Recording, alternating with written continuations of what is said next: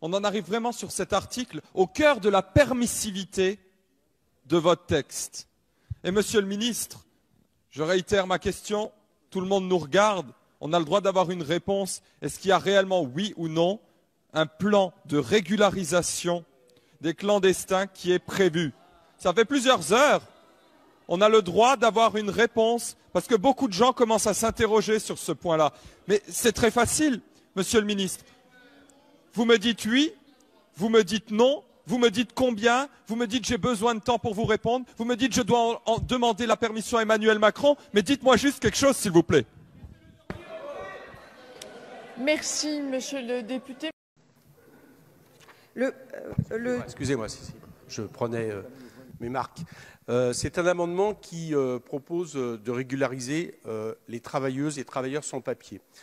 Pour notre part, nous défendons l'idée de manière constante que quelqu'un qui œuvre à la richesse de notre pays, qui travaille, qui souvent d'ailleurs paye ses impôts, paye ses cotisations sociales, et dont la seule différence par rapport à un travailleur français, c'est qu'il n'a pas de papier, devrait être régularisé.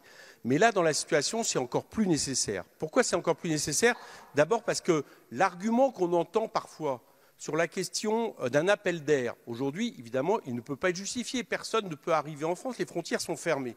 Et deuxièmement, l'autre argument, c'est le fait que ces personnes qui ont été souvent les travailleurs de deuxième ligne dont nous parlons, c'est-à-dire que c'est souvent une grande partie des travailleurs sans papier qui se sont retrouvés pendant la période de confinement à continuer à faire fonctionner l'économie, prennent des risques sanitaires évidents plus importants, tout simplement parce que, du fait de ne pas avoir de papier, ils n'ont pas les mêmes protections sanitaires que l'ensemble des salariés. Donc à la fois pour des questions sanitaires, à la fois pour des questions humanitaires et à la fois enfin pour des questions sociales, parce que régulariser des travailleurs sans papier, c'est leur permettre, j'allais dire, de pouvoir combattre pour leurs droits dans les entreprises comme les autres travailleurs et d'éviter ainsi que se forme une espèce de dumping interne de la part de certains chefs d'entreprise, souvent en sous-traitance d'ailleurs ou en intérim, qui profitent de cette situation pour faire baisser le niveau de vie de tous les travailleurs. Nous vous demandons pour cette période, pendant cette période, de régulariser toute personne qui peut prouver qu'elle a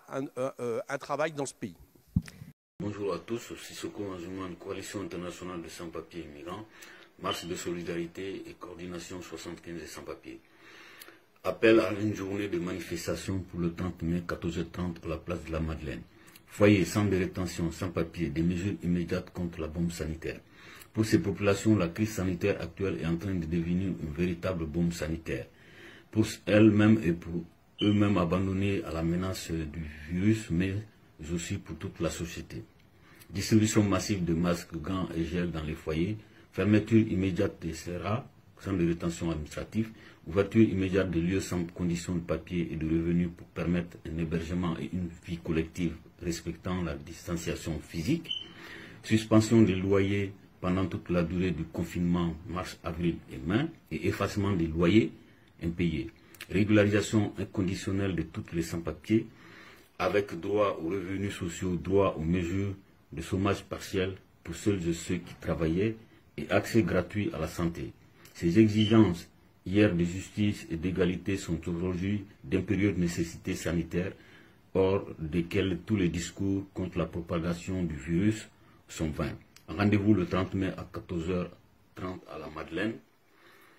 Oui, c'est important pour que tout le monde comprenne que depuis 40 ans, la France n'a pas régularisé tout et toutes ses sans-papiers. Donc, une fois de plus, comme il y a aujourd'hui beaucoup d'organisations, d'associations, de syndicats, de citoyens français et même des parlementaires appellent le gouvernement à la régularisation de tous les sans-papiers.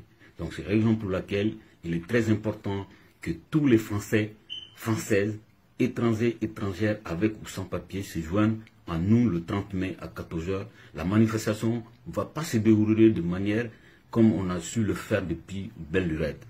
La manifestation va être distancée entre la Madeleine et la place de la République, où chaque organisation aura une place qui permette de garder la distanciation sociale pendant la durée de la manifestation. Il y aura une boucle. Ceux qui seront à République vont faire une boucle de République vers Gare du Nord en prenant la rue Lafayette, la rue Poissonnière, et ensuite rejoindre la boucle par la Bonne Nouvelle, et qui seront à la queue de la manifestation pendant que ceux qui partaient Madeleine arrivaient à la place de la République.